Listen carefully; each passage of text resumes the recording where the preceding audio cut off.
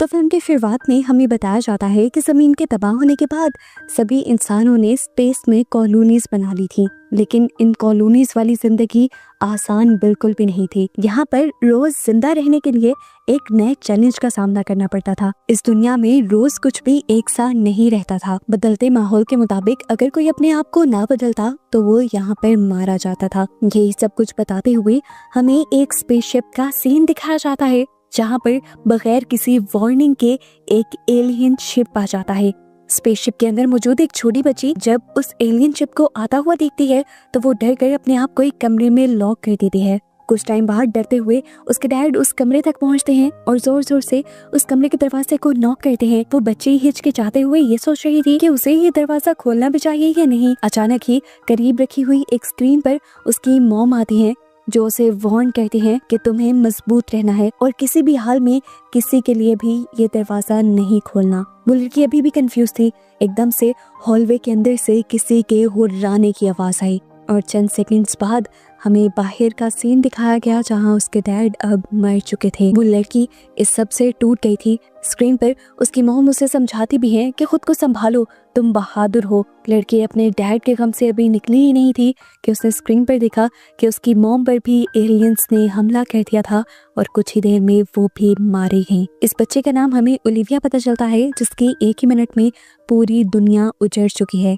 अब scene cut होकर हमें सालों बाद का सीन दिखाया जाता है। ओलिविया अब बड़ी हो चुकी है और हम उसे स्पेस पर बनी इंसानों की एक नई कॉलोनी में देख रहे हैं। आज भी वो उन्हीं आवाजों से डरकर जागती है जिन आवाजों ने उस दिन उसके डैड को मारा था। वो अपने इर्द गिर्द की इस दुनिया को देखती है।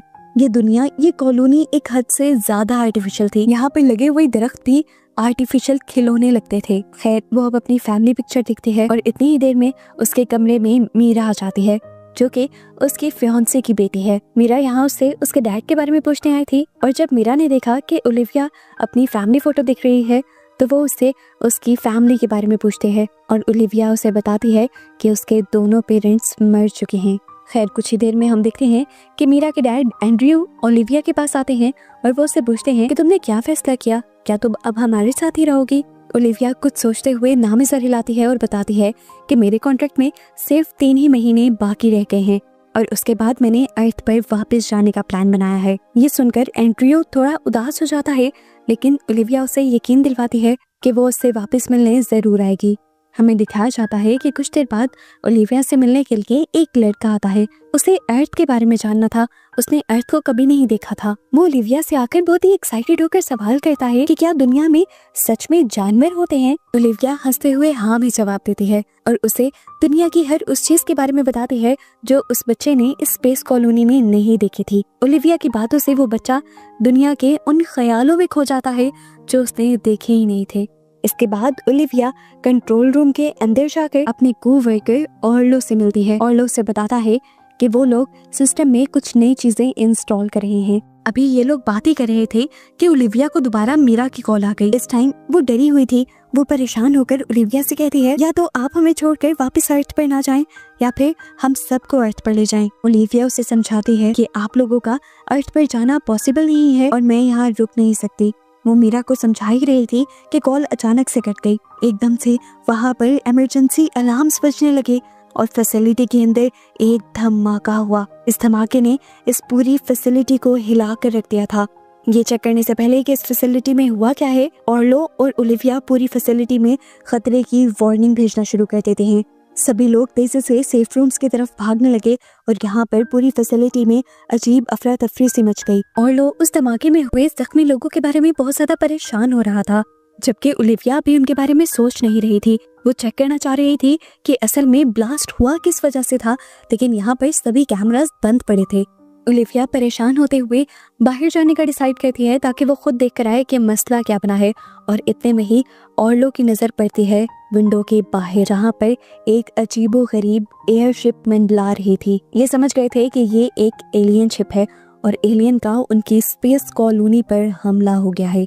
जहाँ पर इस टाइम वो एयरशिप थी ओलिविया जल्दी से उस सेक्टर को बंद करने की कोशिश करती है, लेकिन उसके बावजूद इन लोगों को पता नहीं था कि क्या एलियंस इनकी कॉलोनी पर उतरे भी हैं या नहीं। ओलिविया ने उस जगह को देखने की कोशिश की, लेकिन वहाँ अंधेरा बहुत ज्यादा था। ओलिविया ने अब ट्रैकिंग सिस्टम ऑन किया। रेड डॉट्स के जाहिर कर रहे थे कि दूसरी क्रिएचर्स उनकी कॉलोनी पर आ चुकी हैं और वो हमला कर करके इंसानों को मार रही थी, और एकदम से उनके इस ट्रैकिंग सिस्टम पर जिंदा इंसानों से ज्यादा लाशों के निशान बढ़ने लग जाते हैं। सिचुएशन को हैंडल करने के लिए उसी टाइम ओलिविया ने पूरी कॉलोनी में लॉकडाउन लगाने का डिसाइड किया और सभी लोगों को करीबी शेल्टर्स की तरफ भागने को कहा। यहाँ पर उसने मीरा को कॉल किया और उसे कहा कि तुम सेक्टर 2 के अंदर रहना। साथ ही उसने एंड्रियो को भी सेक्टर 2 की तरफ जाने को कहा, लेकिन एंड्रियो अपनी मंजिल तक पहुंचने से पहले ही एलियंस का शिकार बन गया। सेक्टर 5 को ये लोग पहले ही बंद कर चुके थे और सेक्टर 5 को इन एलियंस ने इस तरह से तोड़ दिया जैसे वो कागज के दरवाजे हों। हालांकि इन दरवाजों को तोड़ना तो पॉसिबल ही नहीं था। ये सीन देखते हुए ओलिविया और लोग परेशान होकर एक दूसरे को देखते हैं।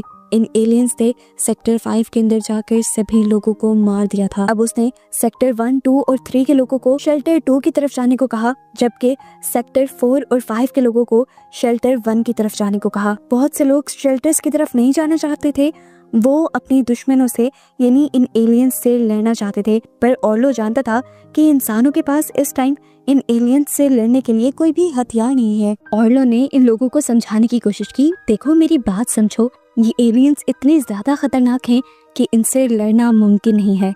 ऑर्लो इन सबको जहाँ समझा रहा था कि वो शेल्टर्स की तरफ चले जाएं, ओलिविया के दिमाग में कुछ और चल रहा था। ओलिविया को लग रहा है कि ये लड़ाई करके पीछे से ज्यादा लोगों को शेल्टर्स तक भागने का मौका मिल जाएगा। ओलिविया की बात मानते हुए अब और लोग बाहर बचे हुए लोगों को गाइड करना शुरू कर देता है कि कहाँ से दुश्मन आ रहे हैं और उन्हें कहाँ अटैक करना होगा। लेकिन कुछ ही सेकंड में ये लड़ाई बुरी तरह खत्म हो गई, क्योंकि सभी एलियंस ने बेदर्दी से इंसानों को कुछ ही सेकंड्स में मार डाला। ये देखते हुए ऑर्लो भी गुस्से में आ चुका था। वो अब ओलिविया से कहता है कि सारे शेल्टर्स खोल दो ताकि ज्यादा से ज्यादा इंसानों को बचाया जा सके। वो ऐसा करने से मना कर देती है और कहती है कि जो लोग पिछले शेल्टर्स में बंद हो गए हैं, शेल्टर्स खोलने की वजह से उन लोगों की जान भी खतरे में पड़ जाएगी। अब अगले ही लम्हे उन्होंने देखा कि कंट्रोल रूम के बाहर से भी कुछ आवाजें आ रही थी। वो आवाजें पहले हल्की थी और फिर तेज होती चली गई। ये किसी इंसान की नहीं बल्कि क्रिएचर की आवाज थी, जिसकी वजह से ऑर्लो और ओलिविया दोनों ही डर गए।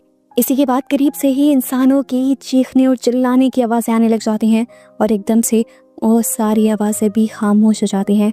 आर्लो और ओलिविया समझ गए थे कि वहाँ जितने भी इंसान आए थे उन सबको उन एलियंस ने मार डाला। खैर ये लोग अब जल्दी से वापस कंट्रोल सिस्टम की तरफ आते हैं, क्योंकि इन्होंने अपनी स्पेस कॉलोनी के अंदर बचे हुए बाकी लोगों को बचाना था। बहुत सारे लोग अभी तक शेल्टर्स की तरफ नहीं पहुंचे थे और जो लोग शेल्टर्स में पहुंच चुके थे उन शेल्टर्स का दरवाजा बंद नहीं था। किसी भी टाइम वो एलियंस इन तक पहुंच सकते थे।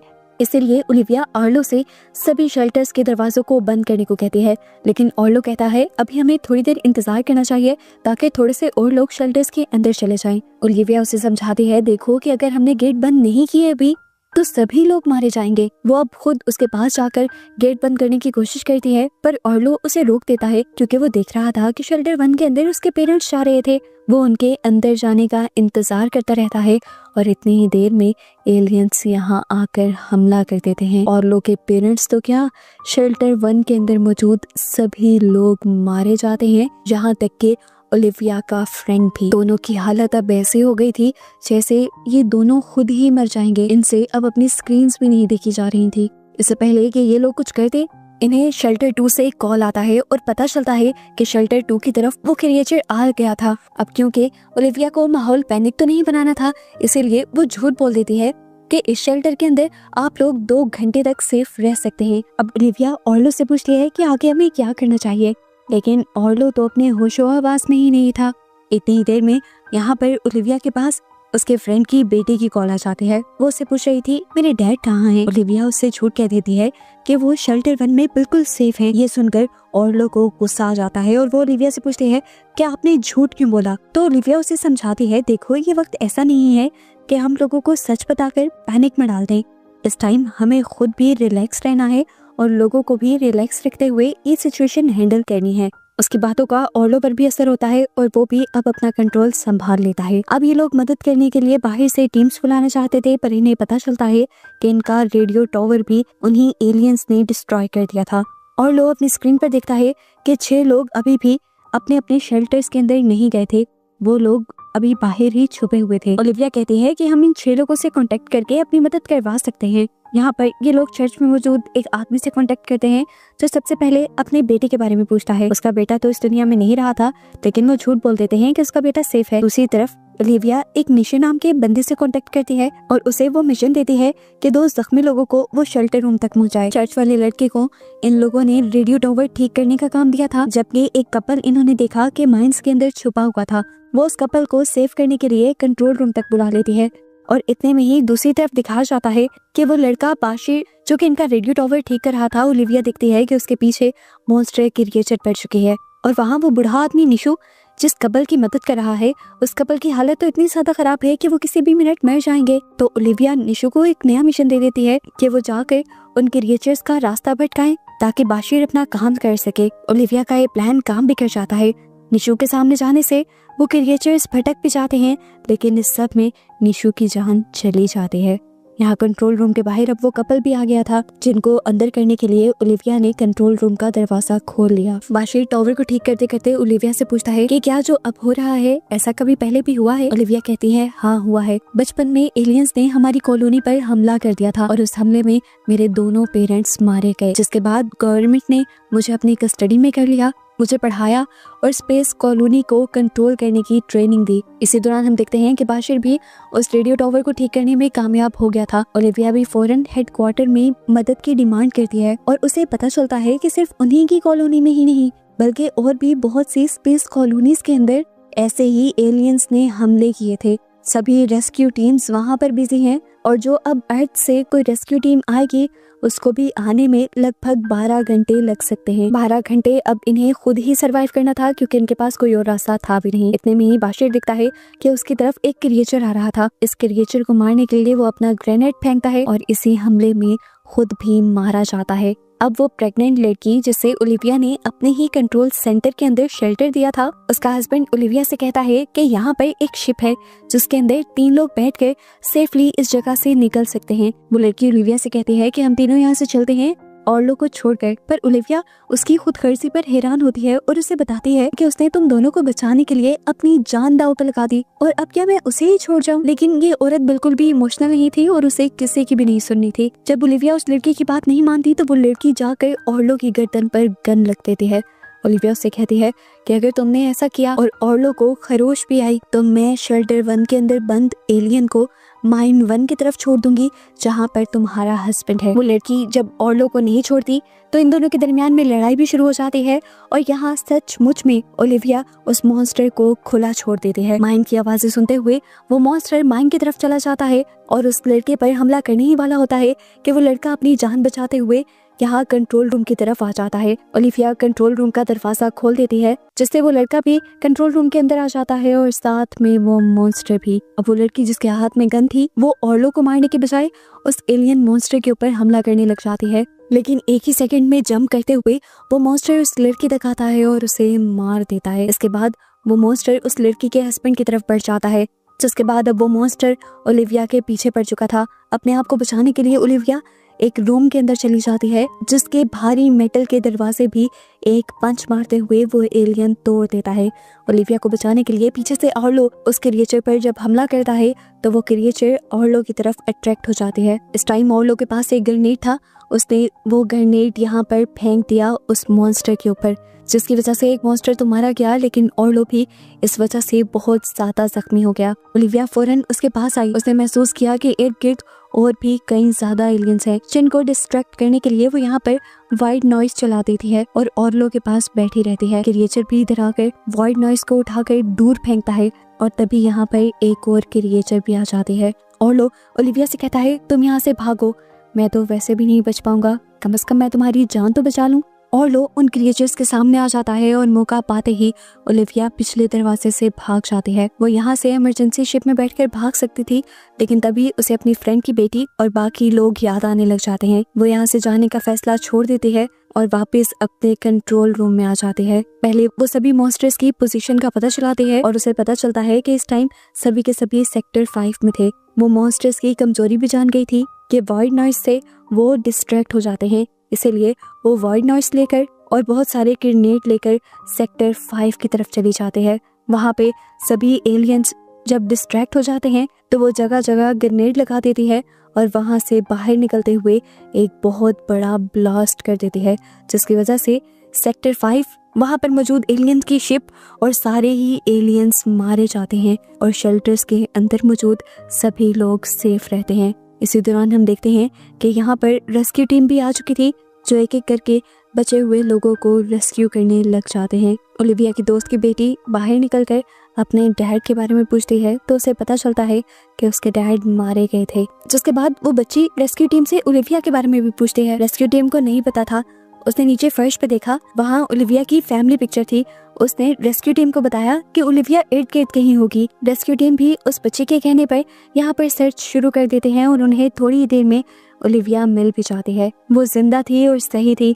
वो बच्ची जाकर ओलिविया को गले लगा लेती है और यहाँ पर सभी ओलिविया की तारीफ करते हैं क्योंकि ओलिविया ने काफी सारे लोगों की जान बचा ली थी और पूरी ही एलियन आर्मी को अकेले ही मार डाला था। और ऐसे ही ओलिविया की बहादुरी को दिखाते हुए ये मूवी यहाँ पर खत्म हो जाती है।